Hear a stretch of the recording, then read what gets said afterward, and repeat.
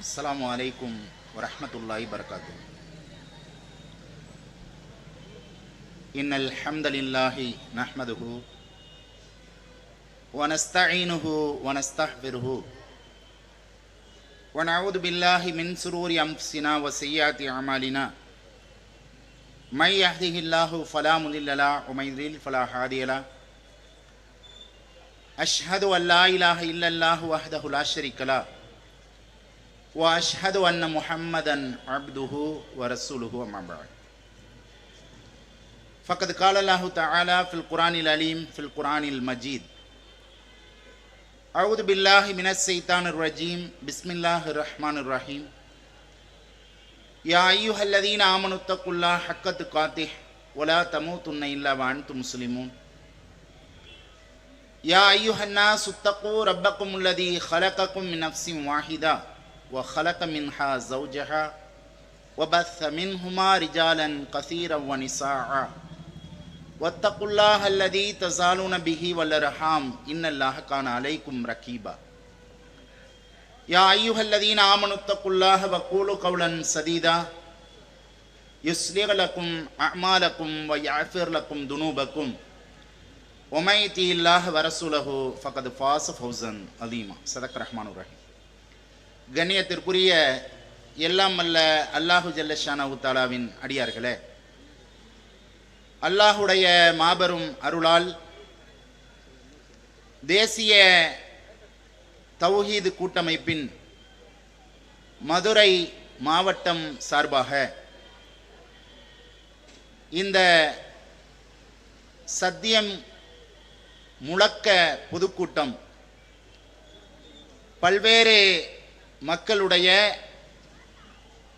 நிலைகளை விளக்கிச் சொல்லி அவர்கள் எக்காலத்திலும் தான் ஏற்றிருக்கிற சத்திய கொள்கையில் சமரசம் செய்து கொள்ளக்கூடாது என்கிற முனைப்பில் நடைபெற்று கொண்டிருக்கக்கூடிய இந்த பொதுக்கூட்டம் நிகழ்ச்சியில நாம் எல்லாம் பங்கெடுத்திருக்கின்றோம். அன்பார்ந்த சகோதர சகோதரிகளே, இந்த நிகழ்ச்சியில இஸ்லாமும் இன்றைய இளைஞர்களின் நிலையும் என்கிற தலைப்பு எனக்கு வழங்கப்பட்டிருக்கிறது. அன்பார்ந்தவர்களே, இஸ்லாம் என்பது நபிகள் நாயகம் ஸல்லல்லாஹு அலைஹி வஸல்லம் அவர்களிடத்தில் இஸ்லாம் என்றால் என்ன என்பதை குறித்து வினவப்பட்ட போது மலக்குமார்களினுடைய தலைவராக இருக்கக்கூடிய ஜிப்ரீல் அலைஹிஸ்ஸலாம் அவர்களை அனுப்பி இந்த மார்க்கத்தை மக்களுக்கு விளக்கப்படுத்துவதற்காக அல்லாஹ் செய்த அந்த ஏற்பாட்டின் போது நபிகள் நாயகம் ஸல்லல்லாஹு அலைஹி வஸல்லம் அவர்கள் விளக்கி சொன்னார்கள், இஸ்லாம் என்பது லா இலாஹ இல்லல்லாஹ் முஹம்மது ரசூலுல்லாஹ் என்கிற கலிமா, வணக்கத்திற்கு தகுதியானவன் அல்லாஹுவை தவிர வேறு யாரும் இல்லை,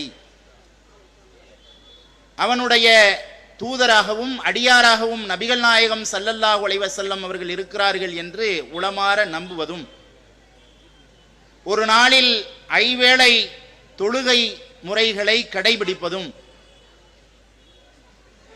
அல்லாஹ் பொருளாதாரம் நமக்கு வழங்கினால் அதிலிருந்து ஏழைகளுக்கென்றும் அல்லாஹ் வகைப்படுத்திய அந்த 8 சாரார்களுக்கும் உரிய விதத்தில் நம்முடைய பொருளாதாரத்தில் இருந்து ஜக்காத் என்று பிரித்து வழங்க வேண்டிய அந்த கட்டாய கொடையையும், அதே போன்று ரமலான் மாதம் வரும்போது அந்த கடமையான நோன்பை கடமையாக்கப்பட்டவர்கள் நோற்க வேண்டும் என்பதையும், அல்லாஹ் பொருளாதாரத்தையும் உடல் திடகாத்திரத்தையும் தரும்போது ஹஜ் கடமையாகும் போது நாம் அந்த ஹஜ் கடமையை நிறைவேற்ற வேண்டும் என்கிற உளமாற இந்த சத்திய கொள்கையை ஏற்பதோடு அதை வாழ்வியலில் செயல்படுத்தி காட்டுவதை இஸ்லாம் என்று சொல்லி நபிகள் நாயகம் ஸல்லல்லாஹு அலைஹி வஸல்லம் அவர்கள் மக்களுக்கு விளக்கப்படுத்தினார்கள். இந்த செயல்பாடுகளாக இருக்கட்டும், இந்த செயல்பாடுகளின் மூலமாக நாம் பிற மக்களுக்கு விளக்கி சொல்ல வேண்டிய விஷயங்களாக இருக்கட்டும், இவற்றையெல்லாம் தற்போதுள்ள இளைஞர்கள் செயல்படுத்தக்கூடியவர்களாக இருக்கிறார்களா?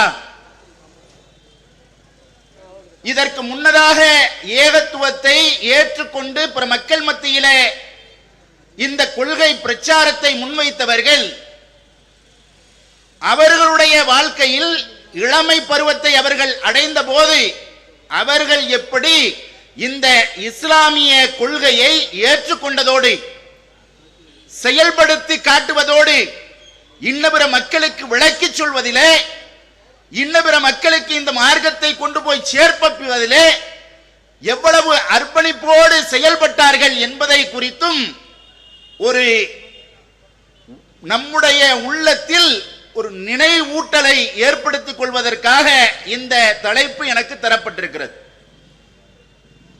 இந்த மார்க்கத்தை ஏற்றிருந்த நபிகள் நாயகம் ஸல்லல்லாஹு அலைஹி வஸல்லம் அவர்கள் காலம் தொட்டு வாழ்ந்த மக்களாக இருக்கட்டும், அதற்கு முன்னதாக இந்த மார்க்கத்தை அல்லாஹ் வழங்கிய நபிமார்கள், அந்த நபிமார்களோடு இருந்த மக்கள் அவர்களுடைய இளமை பருவத்தில் எப்படியெல்லாம் கொள்கை பற்றுடையவர்களாக இந்த கொள்கையை பிற மக்கள் மத்தியிலே தன்னுடைய வாழ்வியல் வழியாக எடுத்து காட்டுபவர்களாக, தன்னுடைய கொள்கையில எந்த நிலையிலும் சமரசம் இல்லாத மக்களாக அந்த மக்கள் வாழ்ந்தார்கள் என்பதை குறித்து அல்லாஹ் வரலாறு நெடுகிலும் நமக்கு பாடம் நடத்துகிறான். என்றால் எதற்கு? சுவாரஸ்யம் கூட்டுறதுக்கு அல்லாஹ் குர்ஆன்ல பாடம் நடத்துறான். இப்ராஹிம் அலைஹிஸ்ஸலாம் அவருடைய இளமை பருவத்தின் அவருடைய தியாகத்தையும் கொள்கை பற்றுதலையும் குறித்து அல்லாஹ் நமக்கு வரலாறை திருமறை குர்ஆனிலே சொல்லி காட்டுகிறான். என்றால் எதற்கு?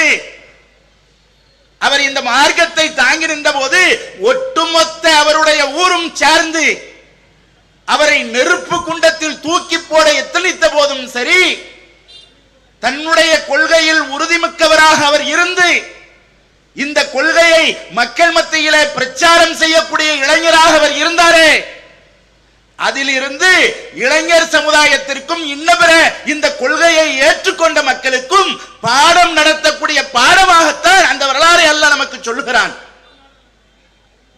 இன்னும் ஏராளமான நபிமார்கள் அவர்களுடைய இளமை பருவத்தின் போது இந்த கொள்கையை உரமிக்கவர்களாக கடைபிடித்தார்களே, அவருடைய வரலாறை எல்லாம் எதுக்கு அல்லாஹ் சொல்றான்? நபி இறுதி தூதராக நாமெல்லாம் அறிந்து வைத்திருக்கிற நபி முஹம்மது ஸல்லல்லாஹு அலைஹி வஸல்லம் அவர்கள் அவருடைய பொன்மொழிகள் வாயிலாக பல்வேறு வரலாற்று சம்பவங்களை நினைவுபடுத்தி சொன்னதாக இருக்கட்டும், பல்வேறு இளைஞர்களுக்கு உபதேசித்த உபதேசங்களாக இருக்கட்டும், அவருடைய இளமை பருவத்தின் போது எத்தகைய சிக்கல் வந்தாலும் இந்த கொள்கையை நான் என்னுடைய உயிர் மூச்சு போகும் வரைக்கும் தாங்கி நிற்பேன் என்று உறுதிப்பாட்டுடன் வெளிப்படுத்திய அந்த வெளிப்பாடாக இருக்கட்டும். இதெல்லாம் எதுக்கு? நம்முடைய வாழ்க்கையில அதை வாழ்வியல் பாடங்களாக படிப்பினையாக எடுத்துக்கொண்டு செயல்படுத்துவதற்குத்தான் இந்த வரலாறுகளை அல்லாஹ் சொல்வதும் நபிகள் நாயகம் ஸல்லல்லாஹு அலைஹி வஸல்லம் அவர்கள் இந்த மார்க்கத்தை குறித்து கடைபிடித்து வாழ்ந்ததும் அவர்களுடைய பாசறையில் பயிற்றுவிக்கப்பட்ட சஹாபாக்களுடைய வாழ்க்கையும் அதைத்தான் சொல்கிறது. அதையெல்லாம் படிப்பினை பெற்ற கூட்டமாக இன்றைக்கு வாழக்கூடிய இஸ்லாமிய இளைஞர் கூட்டம் இருக்கிறதா? இளைஞர்கள் எப்படிப்பட்ட மாற்றத்தை, சமூக புரட்சியை இந்த வரலாற்றிலே ஏற்படுத்தி இருக்கிறார்கள், இதை குறித்து இந்த மக்கள் சிந்திக்கிறது உண்டா? இன்னைக்கு இருக்கக்கூடிய இளைஞர்கள் களியாட்டங்களிலே ஈடுபடுவதிலே ஆர்வம் உடையவர்களாக இருப்பதை பார்க்கிறோம். இஸ்லாத்தை ஏற்றுக்கொண்டோன்னு சொல்றாங்க. இஸ்லாம் சொல்லுகிறது வஅத்துன் நிசா சதுகாத்திகன்ன நிகழா, மணமகளுக்கு மணக்கொடையை மனமுவந்து கொடுங்கள் என்று சொல்கிறது. அந்த மனக்கொடையை கொடுப்பதற்கு பதிலாக வரதட்சணையை வாங்கி ஆடம்பரமாக மார்க்கம் சொன்னதற்கு அப்பாற்பட்ட வழிமுறையை கடைபிடித்து நடைபெறக்கூடிய திருமணங்கள் எத்தனை எத்தனை!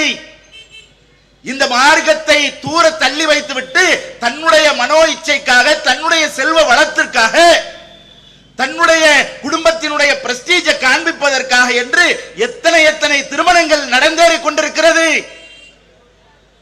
திருமணத்தை சுருக்கமா நடத்துங்க, அதுலதான் அதிகமான பரக்கத் இருக்குதுன்னு சொன்ன திருமணத்தை எப்படி எப்படியெல்லாம் நபி ஸல்லல்லாஹு அலைஹி வஸல்லம் அவர்கள் வரையறுத்து காட்டினார்கள், அதையெல்லாம் மீறி இன்னைக்கு இளைஞர் கூட்டம் எதை ட்ரெண்ட் ஆக்குறாங்க? குதிரை ஏற்றத்தையும் டப்ஸ் அடிச்சுக்கிட்டு போறதையும் ஒரே டிசைன்ல ஊர்ல இருக்கக்கூடிய 100 பேர் சட்டை எடுத்து போட்டு அதை கல்யாண செலவுல ஏற்றி விடுற பரக்கத் நிறைந்த அந்த கல்யாணமாக இருக்கிற திருமணத்தை பரக்கத் குறைந்ததாக ஆக்கக்கூடியதற்கு அதிக கவனம் எடுக்கக்கூடியவர்களா யார் இருக்கிறா? இளைஞர்கள் இருந்து கொண்டிருப்பதை பார்க்கிறோம். இப்படியா இளைஞர் சமுதாயத்தை இருக்கும்படியாக இந்த மார்க்கம் நமக்கு சொல்லி தந்தது? இந்த கொள்கையை பார்த்து எத்தனை எத்தனை பிற மக்கள் எள்ளி நகையாடக்கூடிய இது இஸ்லாம் சொன்ன கொள்கை என்று அவங்க தப்ப விளங்குறாங்க. முஸ்லிம்கள் இஸ்லாமிய மார்க்கத்தினுடைய பிரதிநிதிகள் அவர்கள் அனைவரும் என்று நினைக்கிறார்கள். இதுக்கு எங்க கல்யாணம் தேவைய என்று நினைக்கக்கூடிய வகையில இன்றைக்கு இஸ்லாமிய இளைஞர்களுடைய செயல்பாடுகள் அமைந்திருப்பதை பார்க்கிறோம். இதுதான் இஸ்லாம் இளைஞர்களுக்கு சொல்லி தந்திருக்கிற பாடமா? நபிகள் நாயகம் ஸல்லல்லாஹு அலைஹி வஸல்லம் அவர்களுடைய ஒரு போதனையை தன்னுடைய வாழ்வியலில் கடைபிடித்த ஒரு இளைஞன், லெபனான் பகுதியிலே வாழ்ந்த ஒரு இளைஞன், ஒரு வயது முதிர்ந்த யூத சமுதாயத்தை சார்ந்த ஒரு வயது முதிர்ந்தவரிடத்திலே கடன் பெறுகிறார். கடன் பெற்றுவிட்டு தவணை காலம் வந்தும் கடனை திருப்பி கொடுக்கல. அந்த முஸ்லிம் இளைஞரிடத்தில் போய் அந்த வயது முதிர்ந்தவர் கடுமை காட்டி தன்னுடைய கடனை திருப்பி கேட்கிறாரு. அவரால் கொடுக்க முடியாதனால கூனி குறுகி நிற்கிறாரு. இதையெல்லாம் ஒரு மனிதர் பார்த்து கொண்டிருக்கிறார். அவர் கிறிஸ்துவ மதத்தை சார்ந்தவர். அவர் பேர் மெர்மது பிக்தால். இதையெல்லாம் கவனித்துக் கொண்டிருக்கிறார். அந்த இளைஞர்கிட்ட போய் கேட்கிறாரு, ஏம்பா இவ்வளவு கடுமையா இவ்வளவு ஹார்ஸா அவர் நடந்துக்கிறாரு, வயது முதிர்ந்தவரா இருக்கிறாரு, நீ ரத்தம் சுண்டியேறக்கூடிய ஒரு இளைஞர் பருவத்தில் இருக்கிறா, உன்னை சுற்றி உன்னுடைய சமுதாயத்தை சார்ந்த முஸ்லிம்கள்லாம் இருக்கிறாங்க, நீ யாரையும் துணைக்கு அழைக்கல, அவரை எதிர்த்து பேசல, அப்படியே மௌனியா இருக்கிறிய, அனைத்தையும் கேட்கிறிய, என்ன காரணம்? அவர் சொல்றாரு, முஹம்மது நபி ஸல்லல்லாஹு அலைஹி வஸல்லம் அவர்கள் சொல்லி இருக்கிறார்கள், கடன் பெற்றவர் கடன் வாங்கியவரிடத்திலே உரிய தவணைகளை திருப்பி செலுத்தாட்டா அவர் அதட்டி கேட்பதற்கு, கடுமையான முறையில் கேட்பதற்கு கடன் தந்தவருக்கு அதிகாரம் இருக்கிறது என்று சொல்லி சொன்னார்கள். அந்த ஹதீஸை நிலைநாட்டுவதற்காகத்தான், அந்த நபி வழியை கடைபிடிப்பதற்காகத்தான் நான் அமைதியாக நின்றேன் என்று பதிலளிக்கிறார். அவருக்கு உள்ளத்தில் தைக்கப்படுகிறது, 1000 சொச்சம் ஆண்டுகளுக்கு முன்னதாக வாழ்ந்து மறைந்து விட்ட ஒரு நபியை நினைவு வைத்து ரத்தம் சிந்தக்கூடிய இளைஞன் தன்னுடைய வாழ்க்கையிலே அவர் சொன்ன வார்த்தையை கடைபிடிக்க நாடுகிறானே, அவரை குறித்து படிப்போம் என்று அந்த கிறிஸ்தவர் எண்ணுகிறார். குர்ஆனை கற்கிறார். நபிகள் நாயகம் ஸல்லல்லாஹு அலைஹி வஸல்லம் அவருடைய வாழ்க்கையை படிக்கிறார். படிச்சுட்டு அந்த கொள்கையால் ஈர்க்கப்படுகிறார். ஈர்க்கப்பட்டதற்கு பிறகு தன்னை இஸ்லாமியராக மனம் மாறி இந்த மார்க்கத்தை ஏற்றுக்கொண்டு முஹம்மது பிக்தால் என்று பெயர் மாற்றிக்கொண்டு திருமறை குர்ஆனை ஆங்கிலத்தில் மொழியாக்கம் செய்யக்கூடிய ஒரு அறிஞராக பல்வேறு மக்களுக்கு குர்ஆனை கொண்டு போய் சேர்ப்பிக்கிற ஒரு நற்பணியை அவர் செய்ததற்கு ஏராளமான மக்கள் குர்ஆனை ஆங்கில மொழியில் படிப்பதற்கு ஒரு வழிவகையை ஏற்படுத்தி கொடுக்கிற வேலையை செஞ்சாருண்டா, இதுக்கு அடிப்படையா இருந்தது என்ன? ஒரு நபி மொழியை ஒரே ஒரு இளைஞர் வெளி வாழ்க்கையில வெளிப்படுத்தினார். அதை பார்த்து உள்ளம் தைக்கப்பட்டு அதன் மூலமாக அவர் மனம் மாறி குர்ஆனை மொழிபெயர்த்து அதை ஏராளமான மக்கள் அறிந்து கொண்டு இந்த மார்க்கத்தை ஏற்பதற்கு காரணி ஆகுறாருன்னா, இந்த மார்க்கம் என்பது கவனத்தோடு, உள்ளார்ந்த அன்போடு, தெளிந்த மனதோடு படிக்கக்கூடியவனை, அறிந்து கொள்ள விரும்பக்கூடியவனை தன்பால் ஈர்க்கக்கூடிய ஒரு ஈர்ப்பு சக்தி உள்ளது இந்த மார்க்கம். அதான வெளிப்படுத்துது. அந்த இளைஞர் ஒரு செயல்பாட்டை வெளிப்படுத்தினாரே, இன்றைக்கு இருக்கக்கூடிய இளைஞர்கள் அப்படி நபிகள் நாயகம் ஸல்லல்லாஹு அலைஹி வஸல்லம் அவருடைய வாழ்க்கையை வெளிப்படுத்தி காட்டுகிறோமா? அவங்க சொன்ன வார்த்தைகளை வெளிப்படுத்தி காட்டுறோமா? நம்ம ஆர்வம்லாம் இதுல இருக்குது. பேஸ்புக்ல டிசைனாக மார்க்கத்தை விட்டு வரம்பேறக்கூடிய ஸ்டேட்டஸ்களை அல்லது அதிலே போடக்கூடிய ஒவ்வொரு செய்திகளையும் எப்படி மார்க்க வரம்ப மீறி போடுறதுன்னு யோசிக்கிறதுல இருக்குது. எத்த பாட்டுக்கு எந்த மாதிரி டான்ஸ் ஆடிக்கிட்டு நாம ஒவ்வொரு போஸ்டா போட்டு அதிக லைக் வாங்கிறது என்பதிலே ஆர்வமுடையவர்களாக இன்றைக்கு இருக்கக்கூடிய இஸ்லாமியர்களுடைய மனநிலை மாறிக்கொண்டிருக்கிறது. உங்களை கவனித்துக் கொண்டிருக்கிறார்கள். உங்களோடு சகமாக வாழக்கூடியவர்கள், உங்களுடைய வாழ்க்கை முறையை பார்க்கக்கூடியவர்கள் உங்களை கவனிக்கிறார்கள்.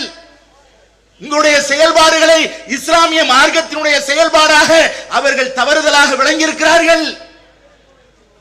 உங்க வாழ்க்கை மூலமாக வாழ்க்கை பாடம் நடத்துறீங்களா? நபிகள் நாயகம் ஸல்லல்லாஹு அலைஹி வஸல்லம் அவருடைய பாசறையில் பயிற்றுவிக்கப்பட்ட இளைஞர்கள் எப்படி இருந்தார்கள்? இன்றைக்கு முஸ்லிம்கள் எல்லாம் தம்முடைய அடிப்படை ஆதாரங்களில் முதன்மையானதாக இருக்கக்கூடிய திருமறை குர்ஆனை தாங்கி நிற்கிறோமே. இந்த குர்ஆனை நபிகள் நாயகம் ஸல்லல்லாஹு அலைஹி வஸல்லம் அவர்களுக்கு இறக்கியதற்கு பிறகு, நபி ஸல்லல்லாஹு அலைஹி வஸல்லம் அவருடைய மரணத்திற்கு பிறகு, அபூபக்கர் சித்திக் ரலியல்லாஹு அவருடைய காலத்தில் நடந்த யமாமா போரின் போது 70 சஹாபாக்கள் குர்ஆனை மனனமிட்ட 70 சஹாபாக்கள் இறந்த நிலையில் குர்ஆனை பாதுகாக்க வேண்டும், முன்திரட்ட வேண்டும் என்று பலவட்ட ஆலோசனைகளுக்கு பிறகு முடிவெடுத்து ஒரு நபரிடத்திலே அந்த பொறுப்பை தலைமைத்துவமாக அவரை ஏற்படுத்தி ஒப்படைக்கப்படுகிறது. அவர் பேர் ஸைத் பின் ஸாபித் ரலியல்லாஹு அன்ஹு. அபூபக்கர் சித்திக் ரலியல்லாஹு அவரிடத்திலே இந்த வேலையை ஒப்படைக்கிறார். ஏன்? ரசூலுல்லாஹ்வுடைய காலத்தின் போது குர்ஆனை மனனமிட்டவராக, அந்த வஹியை எழுதக்கூடிய எழுத்தர்களில் ஒருவராக, தலை சிறந்த அறிஞர்களில் ஒருவராக, இளைஞர் பருவத்தில் இருந்த மிகச்சிறந்த மனிதர்களில் ஒருவராக இருந்தவர் அந்த ஸைத் பின் ஸாபித் ரலியல்லாஹு அவர்கள். அவரை நியமிக்கிறாங்க. எவ்வளவு பெரிய வேலை! அவர் குறிப்பிடும் போது எப்படி சொல்லி காண்பிக்கிறாங்க? ஒரு அல்லாஹ்வின் மீது ஆணையாக ஒரு மலையை அந்த இடத்தில் இருந்து வேறு இடத்திற்கு அகற்ற சொல்ற வேலை எனக்கு சுலபமா இருந்திருக்கும். இந்த குர்ஆனை ஒன்று திரட்டுகிற பணி என்பது அவ்வளவு பெரிதாக, அவ்வளவு பிரம்மாண்டம், அதை விட ஒரு மலையை நகற்றுவதை விட கடினமான வேலையாக அவர்கள் ஒப்படைக்கும் போது நான் கருதினேன் என்று சொல்லும் அளவுக்கு ஒரு கடுமையான வேலையை கஷ்டப்பட்டு வேலை செய்தார். அதற்கு பிறகு உமர் ரலியல்லாஹு அவருடைய ஆட்சி காலம், அதற்கு பிறகு உஸ்மான் ரலியல்லாஹு அவருடைய ஆட்சி காலம். அந்த ஆட்சி காலத்தின் போது இறுதியாக தொகுத்து மக்களுக்கு பரவலாக்கப்பட்ட அந்த குழுவிலும் கூட ஸைத் பின் ஸாபித் ரலியல்லாஹு அவர்கள் இடம்பெற்றார்கள் என்ற வரலாற்று செய்திகளை நாம் பார்க்கிறோம். அப்போ ஒரு இளைஞராக இருந்தா, ரசூலுல்லாஹ்வுடைய பாசறையில் பயிற்றுவிக்கப்பட்டவர்கள் இந்த மார்க்கத்தை அடுத்தடுத்த தலைமுறைகளுக்கு கொண்டு போய் சேர்ப்பிப்பதற்கு அச்சாணிகளாக, அடிப்படைகளாக இருந்தவர்களாக பார்க்கிறோம். இன்றைக்கு இருக்கக்கூடிய இளைஞர்கள் அப்படி இருக்கிறாங்களா? கொள்கை உறுதி மிக்கவர்களாக இருக்கிறார்களா?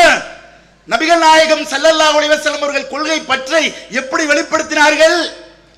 குல் ஹாதிஹி ஸபீலி அது இலல்லாஹ் அலா பஷீரத்தின் அனா வ மனித்தபஅனி வ சுப்ஹானல்லாஹ் வ மா அனா மினல் முஷ்ரிகீன். அல்லாஹ்வுடைய தூதர் தன்னுடைய வார்த்தை எப்படி அமைத்தார், தன்னுடைய வாழ்க்கை எப்படி அமைத்தார், அவருக்கு அல்லாஹ் எப்படி போதனை செய்தான் என்பதை குறித்து அல்லாஹ் பாடம் நடத்துகிறான். இதுவே எனது பாதை, குல் ஹாதிஹி ஸபீலி அது இலல்லாஹ், இதுவே எனது பாதை, நானும் என்னை பின்பற்றுபவர்களும் இந்த கொள்கையில் தெளிவான விளக்கத்தில் இருந்து கொண்டு அல்லாஹ்வை நோக்கி அழைக்கிறோம். நான் இணை கற்பிப்பவன் கிடையாது என்பதை உரமாக சொன்னார்களே, அல்லாஹ் தூயவன் என்பதை உரமாக அல்லாஹ் சொல்ல சொன்னதை அப்படியே வாழ்வியலாக கடைபிடித்தார்களே. இன்றைக்கு இளைஞர்கள் மத்தியிலே அந்த வாழ்க்கை பாடம் இருக்கிறதா? தெளிவான விளக்கம் இருக்கிறதா? குர்ஆனை குறித்து, மார்க்கத்தை குறித்து ஒருத்தர் போதனையை கேட்டா மார்க்கத்தை குறித்து விளக்கும்படியாக கேட்டால் ஒரு இளைஞர் பருவத்தில் உள்ளவரோ ஒரு இளைஞியாக இருக்கக்கூடிய ஒரு பெண்ணோ மார்க்கத்தை குறித்து ஒருத்தர் கேட்டாருன்னா அதுக்கு விளக்கப்படுத்தக்கூடிய அவருடைய கேள்விகளுக்கு பதிலளிக்கக்கூடிய நிலையில் இருக்கிறார்களா? ரசூலுல்லாஹ் சொன்னாங்களே, நானும் என்னை பின்பற்றுபவர்களும் தெளிவான விளக்கத்தில் இருந்து கொண்டு அல்லாஹ்வை நோக்கி அழைக்கிறோம் என்று நபியே நீங்கள் சொல்லுங்கள் என்ற சொல்லுக்கேற்ப ரசூலுல்லாஹ் இருந்தாங்களே. அப்படிப்பட்ட ஒரு சிறந்த சமூகத்தை உருவாக்குனாங்களே. இன்றைக்கு இளைஞர் சமுதாயம் அப்படி இருக்கிறதா?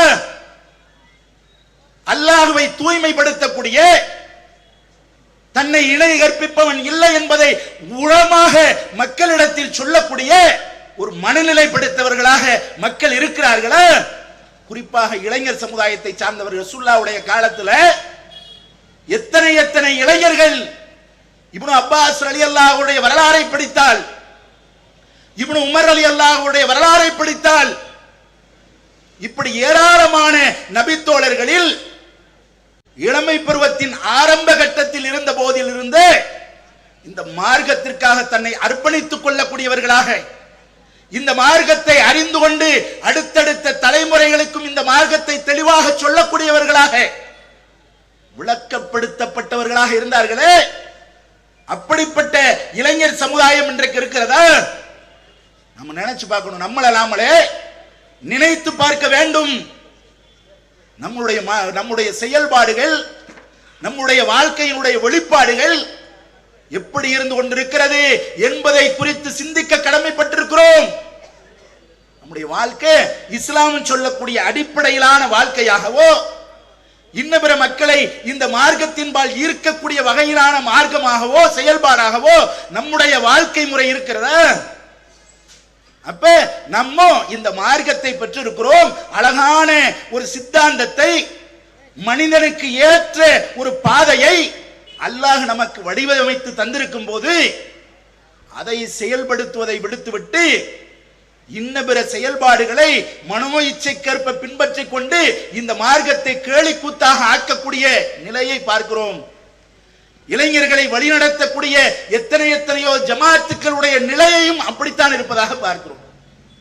இளைஞர்களை மார்க்கம் கற்கக்கூடியவர்களாக, மார்க்கத்தை செயல்படுத்துவதற்கு ஆர்வம் ஊட்டக்கூடியவர்களாக இருப்பதற்கு பதிலாக தாந்தோன்றி தனமான ஒரு சமுதாயத்தை உருவாக்குவதற்கு ஏற்ற ஒரு சூழலைத்தான் இன்றைக்கு ஒரு சமூகத்தை கட்டமைக்க வேண்டிய பொறுப்பில் இருக்கக்கூடிய பல ஜமாத்துக்கள் இருப்பதை பார்க்கிறோம். அவங்களெல்லாம் அல்லாஹ் கேட்க மாட்டானா? இளைஞர் சமுதாயம் தன்னை எப்படி வாழ்வியலில் பிரதிபலிக்க வேண்டும் என்று சொல்லி இஸ்லாம் பல போதனைகளை செய்கிறது. இளமை பருவம் என்பது அல்லாஹுவால் எப்படி எல்லாம் சிறப்பித்து சொல்லப்பட்டிருக்கிற ஒரு பருவம். அல்லாஹ் சுவர்க்கத்தை வழங்கும் போது அனைவரையும் அனைத்து இன்பங்களையும் செயல்படுத்துவதற்கு ஏற்ற வயதுடையவர்களாக, இளமை பருவம் உடையவர்களாக ஆக்கிதா அல்லாஹ் சுவர்க்கத்திற்கு அனுப்புவான் என்கிற பல ஹதீஸ்களை நாம் பார்க்கிறோம். அனைத்து இன்பங்களையும் அனுபவிக்க ஏற்ற வயது இளம் வயது. அதனாலதான் அல்லாஹ் சொல்றான், மறுமை நாள்ல எந்த நிழலுமே இருக்காது.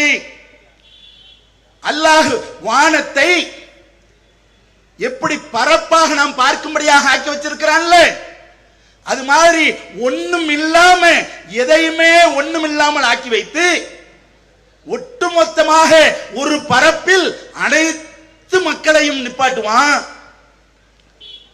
தலைக்கு மிக அருகாமையில் சூரியனை கொண்டு வருவான். செம்பாலான தரையில் மக்கள் எல்லாம் நிற்பார்கள்.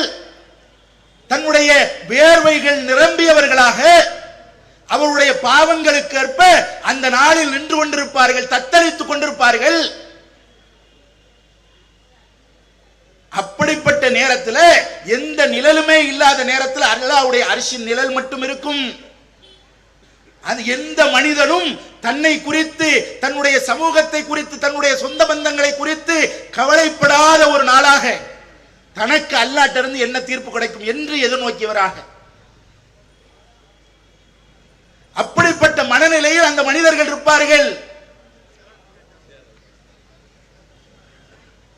அப்படிப்பட்ட மனநிலையில் இருக்கும்போது அல்லாஹ்வுடைய அர்ஷினுடைய நிழல் மட்டும் இருக்கும், அல்லாஹ்வுடைய சிம்மாசனத்தினுடைய நிழல் மட்டும் இருக்கும். அந்த நிழலில் அல்லாஹ் 7 சாராருக்கு மட்டும் நிழலை வழங்குவான். அந்த 7 சாரார்ல தன்னுடைய இளமை பருவத்தில் அல்லாஹ்வுடைய இறை வணக்கத்திலே ஊறி திளைத்த இளைஞராக இருப்பாரு, அவருக்கு அல்லாஹ் இடம் வழங்குவான். உலகம் படைக்க ஆரம்பிக்கப்பட்ட நாளில் இருந்து உலகம் அழிக்கப்படுகிற நாள் வரைக்கும் எத்தனை கோடான கோடி மக்கள் இருப்பார்கள். அவ்வளவு பேரை ஒன்று திரட்டுற நாள்ல யௌம யஃபிருல் மர்உ மின் அஹீஹி வ உம்மிஹி வ அபீஹி வ ஸாஹிபத்திஹி வ பனீஹி லிக்குல்லி இம்ரின் யௌமைதின் ஷஅனு யுக்னி. அந்த நாளில் ஒரு சகோதரன் தன்னுடைய சகோதரனை விட்டு ஓடுவான், தன்னுடைய தாய் தந்தையை விட்டு, தன்னுடைய மனைவி பிள்ளையை விட்டு கவனமற்றவனாக ஓடுவான். அவனுடைய கவனத்தை ஈர்ப்பதாக அல்லாஹ்விடத்தில் இருந்து தனக்கு வழங்கப்படக்கூடிய அந்த நீதி என்னவாக இருக்கும், நமக்கு வழங்கக்கூடிய அந்த தீர்ப்பு என்னவாக இருக்கும் என்பதை குறித்து சிந்தித்து அனைத்தை குறித்து மறைந்தவனாக ஓடிக்கொண்டிருப்பான். அப்படிப்பட்ட நேரத்தில், அந்த கடுமையான நேரத்தில் 7 சாராருக்கு அல்லாஹ் நிழல் அளிப்பான். அந்த 7 சாரார்ல ஒரு மனிதன் யாருண்டா, நீதியான அரசன் இருக்கிறாரு. யாரெல்லாம் இந்த உலகத்துல நீதியான அரசனாக இருக்கிறாரோ அந்த மாதிரி தன்னுடைய வாழ்க்கை அமைத்துக் கொண்டவர், அதே போன்று தன்னுடைய செல்வ வளங்களை தான தர்மங்கள் செய்யும் போது பிறருக்கு மெச்சுவதற்காக காட்டாம ஒளித்து மறைத்து யார் தான தர்மங்களில் இடக்கரம் தெரியாமல் வலக்கரம் தர்மம் செய்கிறார் அவருக்கு அல்லாஹ் இப்படியெல்லாம் தன்னுடைய உள்ளத்தை அல்லாஹ்வுடைய பள்ளி வாயில்களில் அதன் ஆர்வம் உடையவர்களாக உள்ளம் ஈர்க்கப்பட்ட மனிதராக இருப்பவர்களுக்கு என்று வகைப்படுத்தும் போது அதிலே ஒரு சாராராக அல்லாஹ் யாரை சொல்றான், ஒரு இளைஞனாக ஒரு மனிதன் வாழும் போது அல்லாஹ்வுடைய வணக்க வழிபாடுகளில் தன்னை மூழ்கி திளைத்தவனாக ஆக்கிக் கொண்டு வாழ்ந்தால் அவனுக்கு அதற்காக சொர்க்கம் வழங்கப்படும். அப்படி இளைஞர் பருவத்தை நாமெல்லாம் நம்மோடு வாழக்கூடிய பல இளைஞர்கள் கழிக்கக்கூடியவர்களாக இருக்கிறோமா? மறுமையின் மீது நேசம் கொண்டவர்களாக, மறுமையிலே அல்லாஹ் தரக்கூடிய அந்த தீர்ப்பின் போது நமக்கு சொர்க்கம் வழங்கப்பட வேண்டும் என்பதிலே ஆர்வமுடையவராக நம்முடைய வாழ்க்கையை நாம் நடத்தி கொண்டிருக்கிறோமா? இளைஞர் பருவத்தில் இருக்கிறவங்க எவ்வளவு பெரிய தியாகங்களை எல்லாம் செய்து இந்த மார்க்கம் நமக்கு வந்து சேர்ப்பிக்கப்பட்டிருக்கிறது. எத்தனை எத்தனை இஸ்லாமிய இளைஞர்களுடைய தியாகத்திற்கு பிறகு கிடைத்திருக்கிற மார்க்கம்.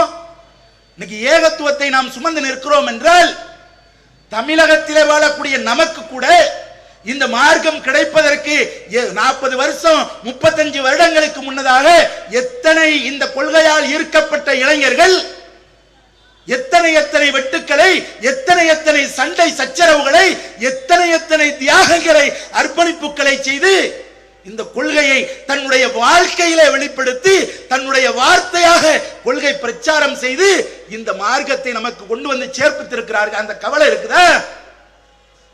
அதே பொறுப்பும் அதே கடமையும் அல்லாஹ் நமக்கும் தானே விதித்திருக்கிறான்.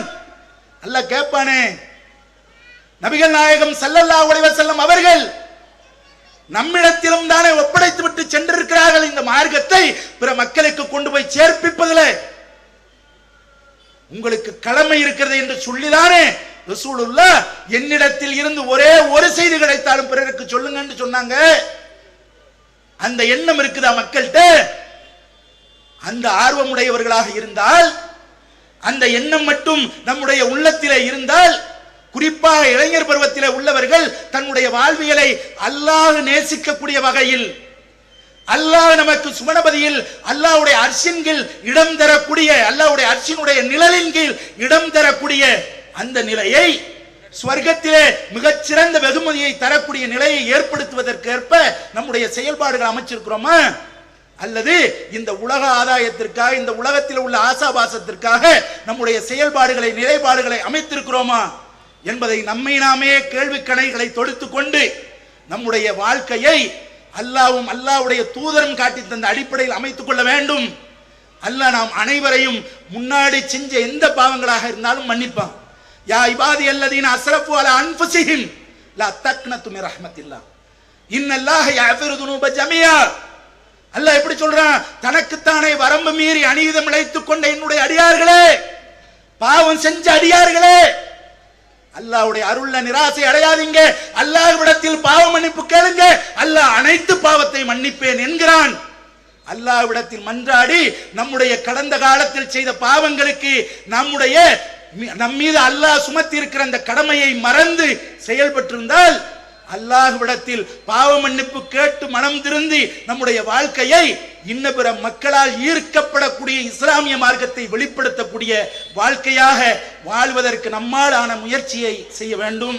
அதற்கு அல்லாஹ் நாம் அனைவருக்கும் அருள்பாலிக்க வேண்டும் என்று அல்லாஹ்விடத்திலே பிரார்த்தித்து என்னுடைய உரையை நிறைவு செய்கிறேன். வாஹிர் தாவானா அல்ஹம்துலில்லாஹி ரப்பில் ஆலமீன். அஸ்ஸலாமு அலைக்கும் வரஹ்மத்துல்லாஹி வபரகாத்துஹு.